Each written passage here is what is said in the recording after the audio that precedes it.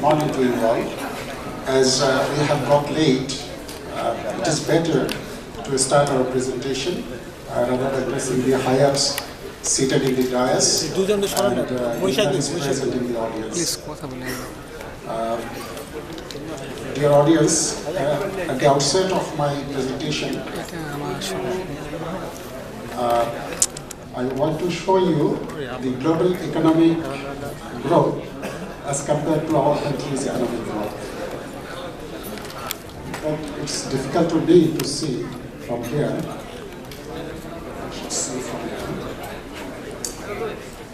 You can see, in US, they are growing at 1.9%. That is 1.9% is their GDP. Brazil, their GDP growth rate is minus 3.6%. And in Germany, their GDP growth rate is 1.9%. In UK, they are growing at 1.8%. And in Russia, they have the minus growth rate, that is 0.2%. And in Nigeria, they are also minus 1.5%, Saudi Arabia 1.7% plus, and in Australia it is 2.8%. But in our region, India is growing by 7.1%, we are also growing by 7.1%. So you can see from these slides that we are growing at the fastest rate compared to other countries of the globe. Napoleon Bonaparte says strategic location of a country and the regional geopolitics is the influencing factor of a country's foreign policy. And our country is the regional trade hub of this China and India, you must admit with me. And this country is the juncture of the regional connectivity. And Bay of Bengal and the Sea Territory, Chittagong and Mongla ports are our great resources, and we are at the trio of China and India. Let us see some economic indicators of our country, like our GDP size, which was only 6.3 billion in 1972. Now it becomes more than 200 billion US dollar. And size of our budget, our first budget was 8 billion taka only. Now it becomes more than 4,000 billion taka. And foreign remittance was 7.6 billion in 1990. Now it crossed 1,000 billion US dollar. Forex reserve was less than 1 billion US dollar. Now it is about 33 billion US dollar. Our per capita income was 318 in 1972. Now it is 1,300 US dollar. And inflation was less than 10% in 1995 even, which is well managed and reduced to 5% now. Let us see the GDP inflation rate. GDP growth rate and with inflation rate. Our GDP is increasing since 2009 and the inflation rate is reducing for the last 5 years in a row. GDP growth rate is increasing like this dimension, and we can see that we are progressing as well in terms of various social indicators. You must admit that our workforce, and you must know it, that 57% of our population is under the 25 years of age group. And unemployment rate is 4.1, extreme poverty rate is 12.9%, and literacy rate is 72.76%. And lastly, you would be happy to know that we are #1 country in the South Asian region in minimizing the gender gap. Our exports are also increasing And seeing these positive indicators, foreign investors are taking interest in investing in our country. And the foreign investments are also increasing like this manner. And these are the economic backbone, economic stability in our country. And now let us see our capital market.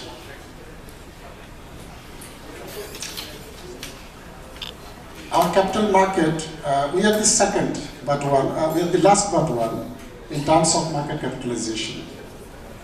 And our market capitalization is about 43 billion US dollar, whereas in India it is more than 2,000 billion US dollar. But seeing this huge gap, we can say that we have to go miles. Nevertheless, our market capitalization is increasing for the last few years, and BSE Broad Index also stable. Until this time, we have got 344 companies being listed in our capital market. Maximum companies comes from textile sectors, thereafter insurance, and then the engineering sectors. But major market capitalization comes from bank sectors. And after the debacle of 2010, about 92 companies have been listed in our boards. Most of them are blue chip companies. And this giant or this great job has been done by this current commission led by our Honorable Sir, Professor Dr. Khairul Hossain sir. And they, along with his learned team as well, and they have helped in raising 69 billion taka for the various companies, and which helps industrialization and helps creating the employments at the end of the day, creating the economic, ensuring the economic stability of our country.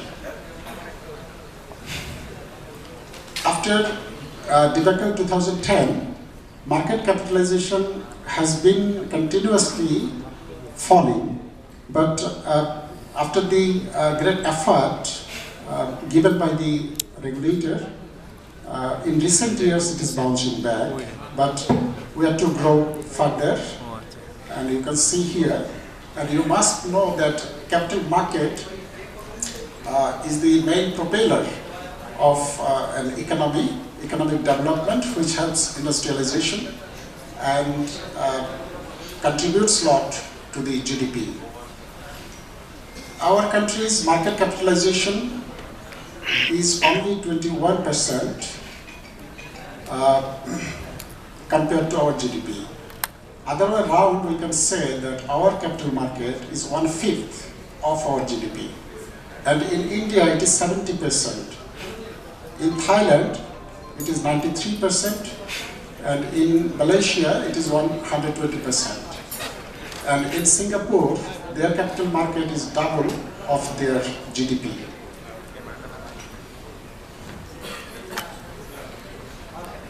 So, seeing this gap, we can say that we ought to grow further, bringing new companies in our capital market. And now let us see how capital market can help the entrepreneurs in expanding their business.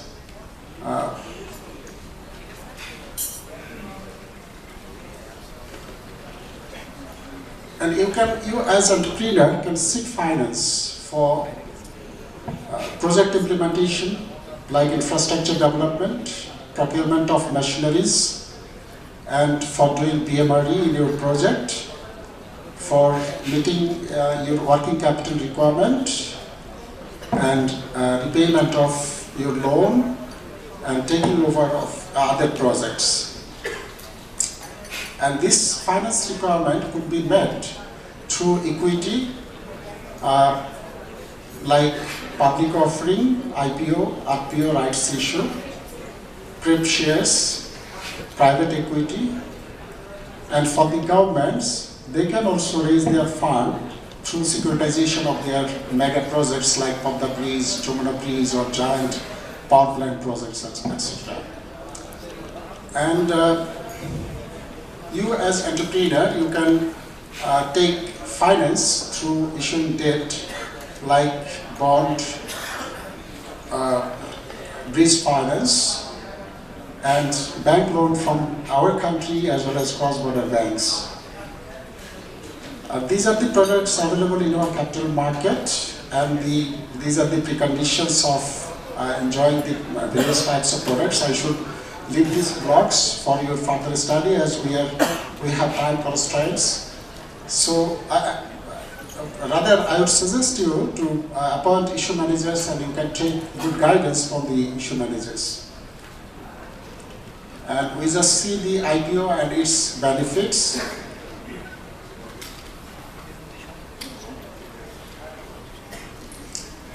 As per Public Issue Rules 2015, there are two methods. One is fixed price method, another one is book building method. If your company is eligible to get premium, then you have to come with book building method. And your company, if not eligible to get premium, then you can submit your application outright to the Bangladesh Securities and Exchange Commission. And then now let us see what are the benefits of being listed. There are huge benefits for both the companies and for the sponsors. And for the company, capital market is the gateway of access to capital. And if your company is listed, then the tax rate would be 10% less. And after listing, if you declare more than 20% dividend, then you will enjoy further 10% tax rebate. And you must admit that capital market is only source of long-term, lifetime financing even. And large volume of financing is possible from the capital market only. And there are multiple fundraising options available in our market. By exercising these options, enjoying these options, you can improve your financial health, maximize your wealth, and at the end of the day, you will find yourself, you can improve your brand. Besides, if you take money from the capital market, you will have no hassle of EMI servicing like bank's loan. And you will enjoy better internal control systems, better corporate governance, and timely disclosure of information will automatically be ensured, and transparency of information will be ensured. As a result, your market share will be gained further. And your company's perception amongst the stakeholders will be positive. At the end of the day, you find yourself globally.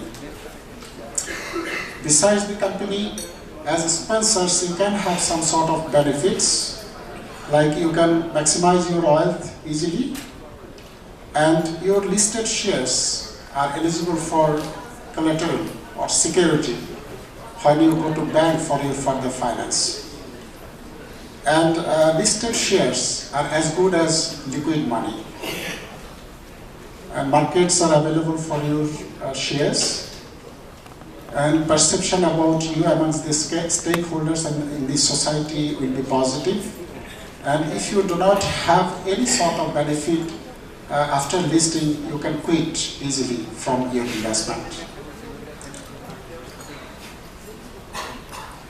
And these are the parties are involved in IPO process. Our principal regulator, Bangladesh Securities and Exchange Commission, and other regulators are BSE, CSE, Bangladesh Bank, IDRA. And initiators are issuer, issue manager, registered to the issue.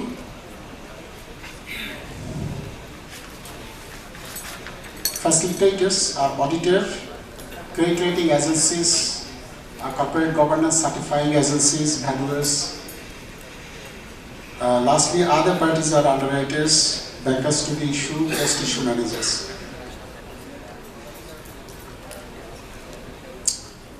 These are the glimpses of IPO process flow. You are issuer, then you are to appoint issue manager. They will escort you to the various regulators like DSE, CSE, and to the ultimate regulator BSEC, Bangladesh Securities and Exchange Commission. Now let us see what they do for us, Bangladesh Securities and Exchange Commission.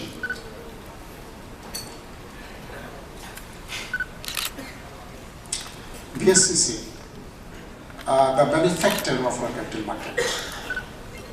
And our beloved capital market is now being well regulated, you must admit, under the visionary financial leadership of our Honorable Sir and its chairman, Professor Dr. Khairul Hussain Sir, along with his team member, who has bestowed their untiring effort in bringing the sanctity and dignity of our regulator and capital market up to this level.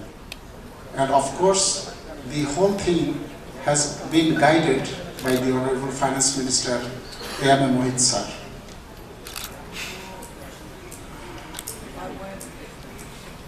And by dint of their collective effort, we have got our both the boards demutualized, and we have got a category regulator in the world, in the book of ISO. And we must admit that these achievements are lifetime achievement, and these are the lifetime milestones in our capital market they have given us. And besides, they have strengthened the legal framework in the capital market through issuing so many rules and regulations, issuing so many directives, like few major rules I have cited here for you. From 2012 to 2014, they have issued private placement of debt securities, research and analysis, BSEC rule, service rules. In 2015, they have issued automotive investments rules, DSE listing regulations, public issue rules. In 2016, they have issued exchange traded fund rule, qualified investors offered by small cap companies, financial literacy, and rules in 2017, they have promulgated market maker rule, clearing and settlement rules as well.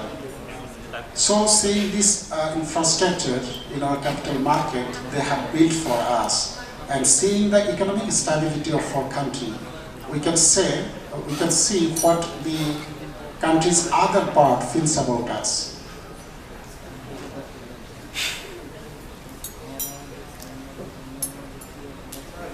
First of all, you must know this gentleman, the then ambassador of our country, US ambassador.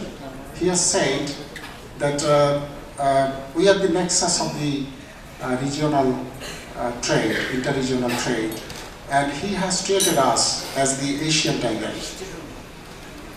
And another merchant bank, JP Morgan, they have included our country as the frontier 5 countries.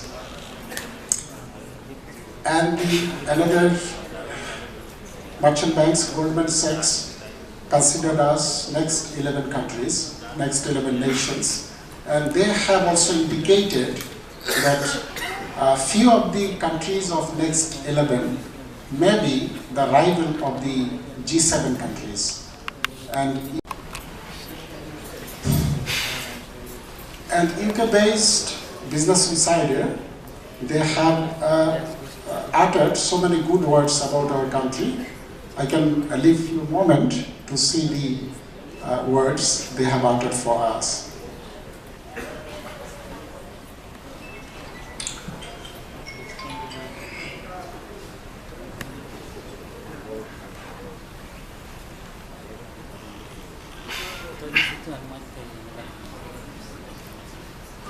At the Economic Times, they said the foreign investors will put flag in Bangladesh first, thereafter in India.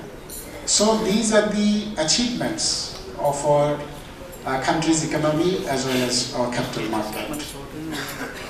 And what is our future holds? Let us see. Our future holds, and we expect further depth of our capital market by bringing diversified products like derivatives in the form of forwards, futures, options, swaps, etc. And lastly, I want to show you global picture as to positioning of our country in the zone of high growth region zone. This study also made by PwC. And at the conclusion, I want to see a dream of achieving per capita income of US dollar 4,800 by 2021 and US dollar 10,500 by 2041. And that's all about my presentation. And thank you very much.